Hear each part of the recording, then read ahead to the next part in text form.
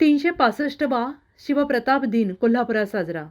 365वा शिवप्रताप दिन आज साजरा होत असून यानिमित्त हिंदुत्ववादी संघटनांकडून कोल्हापूरमधली छत्रपती शिवाजी महाराज चौकात दहशतवाद असाच संपवावा लागतो अशा आशयाचा अफजलखानाच्या वधाचा पोस्टर झळकवण्यात आलेला आहे.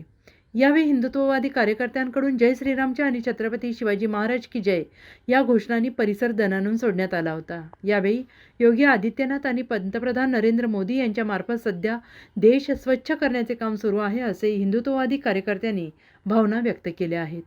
शिवप्रताप दिन म्हणजे छत्रपती शिवाजी महाराजांनी अफजलखानाचा कोथळा काढलेला दिवस. म्हणजे सगळ्या देशाला दाखवून दिलं की दहशतवाद कसा संपवावा लागतो.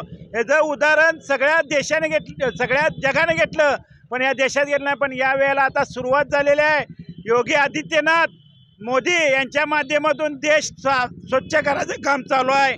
आणि आजचा कार्यक्रम आम्ही आता गेली 10-15 वर्ष या छत्रपती शिवाजी महाराज चौकात म्हणजे शिवतीर्थामध्ये घेत आहे. याच्या मागचा उद्देश असाच की यामध्ये आम्ही प्रत्येक वेळेला प्रोत्साहन करणं कार्यक्रम घेतो.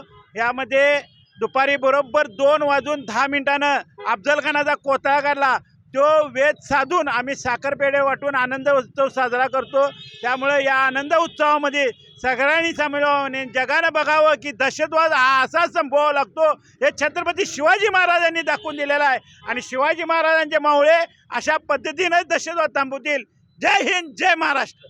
Bureau report, SBN Marathi, Kolhapur.